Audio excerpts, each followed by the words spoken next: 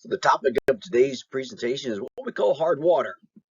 To understand this concept, let's review what we already know about how water is moving into the ground. We know we have precipitation, and precipitation goes through the soil and winds up collecting down here under the ground. And sometimes we pull that water back up out of the ground. Well, as the water moves through the ground, it picks up stuff in the ground, little pieces of the rock and the soil that make up the ground. These are called minerals, and the minerals wind up being in the water. Different rocks give up minerals differently because that's what rocks are made out of. They're made out of minerals. So when the water comes up through limestone, it actually picks up a lot of minerals because limestone dissolves in water easily. And you can see from this example here are some limestone that was shaken in a bottle of water. And you see how cloudy this water is because the limestone dissolved very easily and gave up a lot of minerals into the water. Whereas granite, on the other hand, when we take water out of granite, it does not dissolve very many minerals. And you see the granite over here is a lot clearer because granite doesn't give up the minerals to the water. Now let's define this idea of what hard water is now before moving on. Hard water is water that's from the ground that has a lot of minerals in it. And there's different classifications. You can have water from the ground that has a little bit of minerals in it, and we call that soft water. And then we start describing water as being hard. And the more minerals that are in the water, the harder we say it is, from slightly hard to very hard. Now, if you have a house and you have a well and you're getting your water out of the ground, you're going to have this hard water go into your house.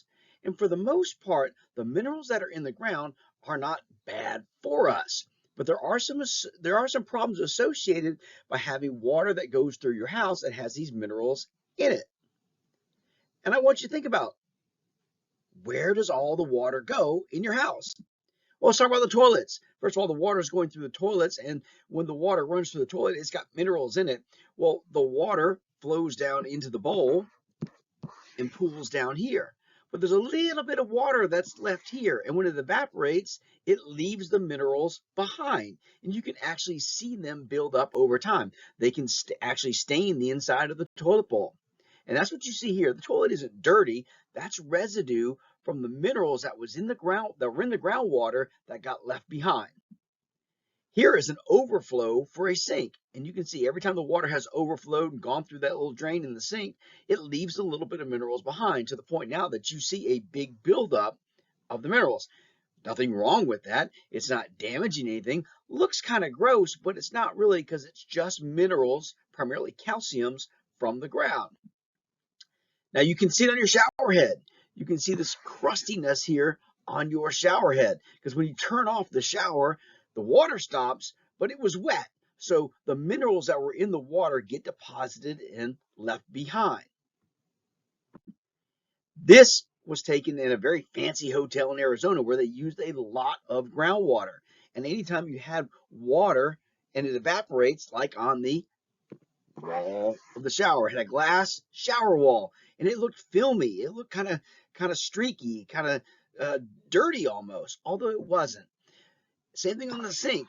You'll see it's kind of spotty. It's got a little film, and those are the minerals in the water that get left behind once the water evaporates. We don't see that in our area because we don't tend to use groundwater. Here was a little sign. They had a very fancy wedding venue at a place where they used well water. It said, hey, look, our toilets are clean. Please excuse this. It's not that we're not cleaning the toilet. It says these are minerals that are in the water that leave a little bit of a film or a stain behind. It's another situation where a place was using well water, and sometimes these minerals can have a smell associated with them. So you turn on the faucet to wash your hands, and you get kind of a funky smell, and you're like, oh, that sounds bad. Well, most people don't use well water. They're not familiar with this. So this sign was placed there to say, hey, the water's fine. It's just well water. It's got some minerals in it that gives it a very unique smell. So this is a water bottle filling station at the Palm Springs, California airport, and this is an area that gets all of their drinking water from under the ground, which means there's a pretty good chance it has dissolved minerals in it. that hard water. And you can see evidence of it here. You can see this kind of scum here when the minerals were deposited on the surface once the water evaporated. You can really see it up there. Now, this doesn't hurt you. It's just minerals. It's hard water because they get their drinking water from under the ground. Now, in all those previous examples, at least we can see the water. But think about places in your house where you're using water, but you don't actually physically see it. So you might not actually physically see those minerals building up. Consider a teapot. You put water in the pot, put it on the stove, and it boils, and you pour out the hot water. And you just leave the water in there. And over time, you keep putting more water in, and it boils off. You never really open these things up and clean them because the only thing that goes in is water. But over time, the minerals that are in the water can build up. And that's what you see here. This was a teapot that was then cut in half, and it was meant to demonstrate all the minerals that got left behind over the years by that hard water that had a lot of minerals in it. Hot water heaters in your house. Right now, you have a big tank of hot water in your house, and it's full with about 40 gallons of water, and it's sitting there. It's being heated all the time. And it has a heating element in there that makes the water hot. Well, the water gets taken out of the hot water heater and run through the shower. But a lot of the minerals end up getting left behind. And over time, your hot water heater might not be 40 gallons anymore. It might be 38 gallons because there's a 2-gallon layer of minerals that have now stacked up and piled up on the bottom. In addition, this hot water heater is not nearly as efficient as it should be because the heating element isn't touching the water directly. It has to heat that cake of minerals that's around it as well as heating the water. So it actually takes a little bit more electricity. Pipes can actually get clogged over the years by buildup of minerals in the pipe. Now, obviously, a pipe's always going to have a little bit of water coming through it. It's not going to totally clog up. But think about this water line. You built this water line to be this wide because that's the amount of water you wanted going through that pipe for whatever reason you're using the water. Well, now it's like using a smaller pipe when you wanted a bigger pipe. So this can be a problem in your house with things like water pressure. You're not getting the water moving through your house that you originally wanted because there's so much minerals in the pipe. Now, hard versus soft water makes a big difference when you're in the shower because you're using water from the ground, and that's groundwater with a lot of minerals in it coming into your shower. You notice it the most with your hair. When you put shampoo in your hair and they use the water to then rinse the shampoo out of your hair, if you have hard water, that water does not rinse out the shampoo as easily as what we call soft water. So if you live in a place where you have a well or you have hard water, you sometimes have to buy what's called a special hard water shampoo. And this helps to soften the water so that the water can then take the shampoo out of your hair. It gives you much different results when you're washing your hair. You also see this with laundry. Hard water doesn't tend to make laundry look as clean. Now, the bacterial stuff, the germs and such, they get rinsed out of your clothing. But you can have a residue of stuff that's left behind, just like we talked about in the sinks and in the toilets and in the shower heads. So your laundry doesn't necessarily get as rinsed clean. So there's a layer of film or a residue of minerals that get left behind, and over time, your whites especially don't necessarily look as white because there's stuff left behind. And here's how this works.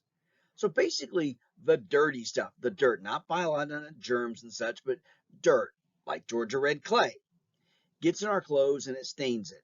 And water does not grab dirt, especially Georgia red clay, very well. So what we do is we use a detergent. And a detergent is a molecule that on one end will stick to water, and on the other end will stick to dirt, because dirt and water don't stick together as well. So we use a detergent, and it basically forces the dirt to stick to the water. And when we rinse something, we take the water out of the washing machine, the water goes and it pulls the dirt with it. However, if you have hard water, the water tends to already be holding minerals, and it can't grab hold of the detergent, which is grabbing hold of the dirt. So hard water doesn't rinse the dirt out of your laundry as easily as soft water. So your clothes don't look as clean. Now they're still clean, but over time, especially, you get a little bit of a buildup of leftover dirt and minerals that tend to make your clothes not look as nice as they once did. Now, anything in the house that uses water can be affected by this hard water. Dishwashers, especially with their little fine little sprays of water, well, they spray the water on the dishes and then they take the water away, but the mineral residue is left behind. So things like your glasses, they look filmy, they look spotty. Things that are dark, like the utensils, they look a little more gray because there's a layer or a coating of minerals left behind. So this is at my parents' house in Florida, and that right there is their well. There's a pipe that goes deep underground, hits that water, brings it up out of the ground, and sends it into the house. But because this is water coming out of the ground, it has a fair amount of minerals in it, which we know can cause problems inside. So the question is, what do you do about it? So inside my parents' house, that water from the well is run through this tank right here. This is called a water softener. And you put chemicals in there that help leach out those minerals in the water. So then the water that goes into the faucet and into the rest of the house doesn't have as many minerals in it, and it's not as hard, and you don't have those problems associated with hard water. That have hard water. A lot of people will have to go to a business. In this case, you see the sign Aquasoft, refined water. You go there and you get these chemicals, and you have to buy them, and you take them to your house, and you have to drop them into the water softener, and it keeps the minerals from building up in your pipes, keeps that hard water coming through your shower. Here you can see a comparison. A hot water heater that had a water softener softening the water before it came in versus one that didn't. And you'll notice one without the water softener has got a lot more residue in it. And that would build up over time, and it can break the hot water heater. It can certainly doesn't make it work as well. So these water softeners work. They help to make the water soft. They help to take the minerals out of the water before it really goes through your house. Here you can see in the shower head. Big difference between the amount of residue that's left behind if you use a water softener. Now, hard water's not an issue everywhere. So where is it? It is primarily a big deal in two places that we're going to mention. One is going to be the Midwest. Notice that part of the country. Everything seems to be like in the middle of the country has hard water issues. The second place, especially close to us where we see a lot of hard water, is Florida. And that's the one we might have had some experience with because, let's face it, we're closer to Florida. We go to Florida a lot more often than we're likely to go to the Midwest. But those are the two major areas in our country that have hard water problems and then need to have those fixes for the hard water. This is Great Bend, Kansas. And this is a public drinking fountain in a park. And you can see from the spigot and here on the drinking fountain all of the minerals that were left behind. Doesn't mean it's dirty. It just means that there was minerals in the water and they have hard water. Here's a fountain in Oklahoma. Here's a fountain in North Florida. You can see all the white residue. You can see where the water was flowing and it left a little bit of minerals behind every time. Now, in places that have hard water, people don't necessarily like the taste of it. A lot of people don't even like the taste of the water when it comes out of the water softener. So in places that have hard water, buying drinking water is big business. And you see some of these in our area, but not nearly as much. If you go to Kansas, Nebraska, Florida, they have these all over the place, outside of every grocery store. Sometimes they have little kiosks, little drive-up things on the side of the road where you can go and buy your drinking water. It's a way to take the minerals out of the water because you don't like the taste of them. Now, hard water problems in Atlanta. Now here, we don't tend to have hard water problems, and there's two reasons for that. First of all, we don't use groundwater here. There's not a lot of it down there, so we get our water from lakes and rivers and not from the ground. Remember, hard water is an issue with water coming out of the ground.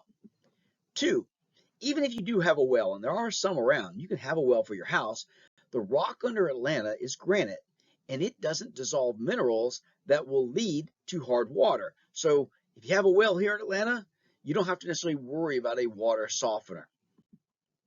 So why am I teaching you about this? Yeah, this is Florida, this is the Midwest, right? One of my big points is that you might not always live here. You might move to Kansas City, Missouri, and you buy a house and it's got this crazy contraption in your basement that you have no idea what it is. You need to realize that that is a water softener, and you got to maintain it, because if you don't, you're going to have these hard water problems. This is a picture of a house in Columbus, Ohio, from a buddy of mine who moved up there after living the first 52 years of his life in Georgia, where we don't need water softeners. But up there, they were using groundwater and they had hard water, and he had this in his basement. And luckily, he had educated himself. He knew what this was, and it was important to him in Columbus, Ohio, even though it isn't important to us here in Georgia.